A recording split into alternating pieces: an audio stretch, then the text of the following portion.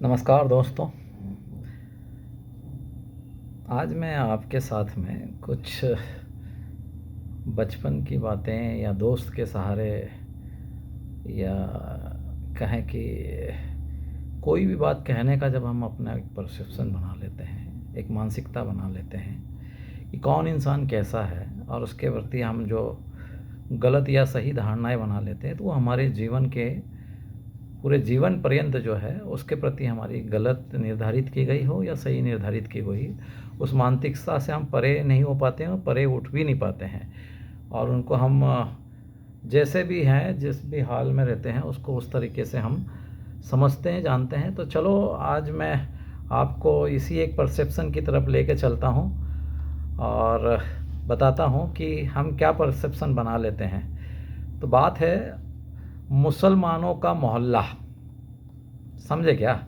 जैसे हमने समाज में दलितों की बस्तियों का जो एक अपना परसेप्शन बनाया है, एक नज़रिया बनाया है, वैसे ही हमने सभ्य लोगों ने, खासकर सुसंस्कारित लोगों ने, है ना, जिनको कहते हैं ना कि भारतीय समाज में हम बहुत सुसंस्कारित लोग हैं, उन लोगों ने कुछ लोगों के प्रति बहुत ही अलग तरह का एक परसेप्शन बना लिया। तो एक छोटा सा वाक़यात है, मैं आपके साथ शेयर करना चाहता हूँ।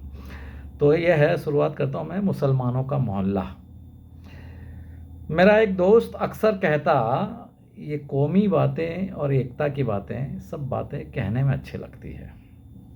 क्या कहता है कि ये कौमी एकता की जो बातें हैं बस कहने में अच्छी लगती है। कहता था कि तुम कभी मुसलमानों के मोहल्ले में अकेले गए हो? कहता था कि तुम कभी मुसलमानों के मोहल्ले में अकेले गए हो?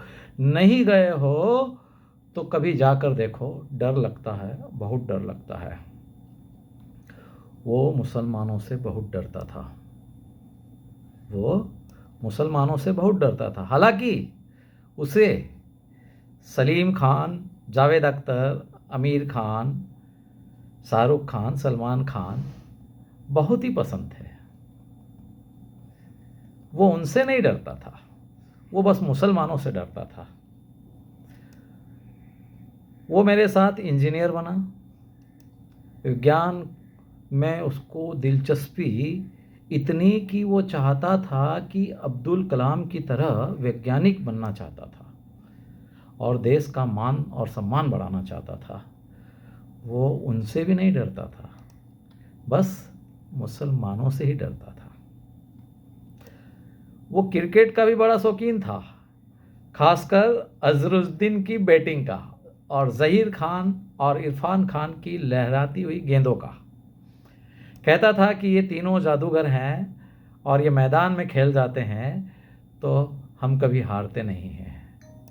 क्या कहता था कि ये मैदान में कभी खेल जाए तो हम हारते नहीं थे। पर बड़ी बात तो ये है, वो उनसे भी नहीं डरता था, बस मुसलमानों से डरता था। कितना अच्छा है ना कि वो मुसलमानों से ही डरता था, वो उनसे भी नहीं डरता था।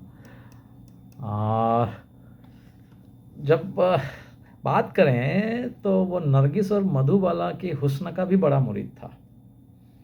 वो नरगिस और मधुबाला जी के हुस्न का भी बड़ा मुरीद था। वो उन्हें ब्लैक एंड वाइट में देखना चाहता था।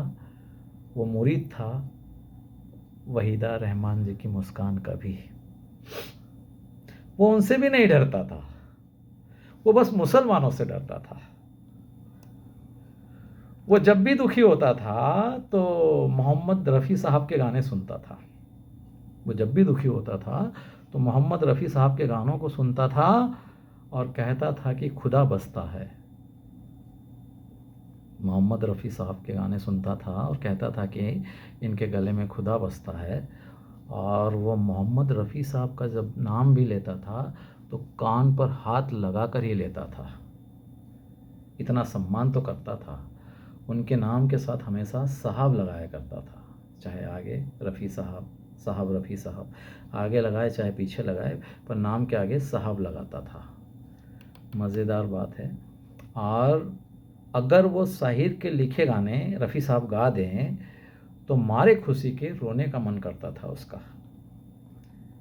मतलब रफ़ी साहब की आवाज़ और शाहिर के बोल, मैं जब भी गाने वो सुनता था तो मारे खुशी के वो अपने रोने लगता था, तो वो इस तरह से सबको याद करता था और वो उनसे भी नहीं डरता था।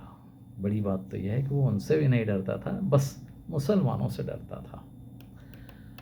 वो हर 26 जनवरी और 15 अगस्त पर अल्लामा इकबाल साहब के सारे जहां से अच्छा हिंदुस्तान हमारा गाता था और कहता था कि अगर इस गीत पर बिस्मिल्लाह साहब की सहनाई हो जाए और जाकिर हुसैन साहब का तबला हो जाए तो क्या कहने। पर वो उनसे भी नहीं डरता था, वो केवल मुसलमानों से डरता था। जब उसे एक लड़की से इश्क हुआ तो वो गालिब की गज़लें कहता था उसको, और फैज़ अहमद फैज़ साहब के चंद अशआर उसको सुनाता था, भेजता था। और उन्हीं उधार के शेरों पर जो उसकी मोहतरमा थी मर मिटी थी और आज उसकी पत्नी है ना, और वह इन शायरों से भी नहीं डरता था। मज़ेदार बात है कि जिन शायरों के शेर सुना सुना कर उसने अपनी प्रेमिका को अपनी पत्नी बनाया, उन शायरों की उन शायरी लिखे जाने वाले शायरों से भी नहीं डरता था वो। बस वो डरता था तो मुसलमानों से डरता था, बस वो डरता था तो मुसलमानों से डरता था। बड़ी अजीब था मेरा दोस्त। सच कहूँ तो वो झूठ बोलता था, सच कहूँ तो वो झूठ बोलता था। धन्यवाद।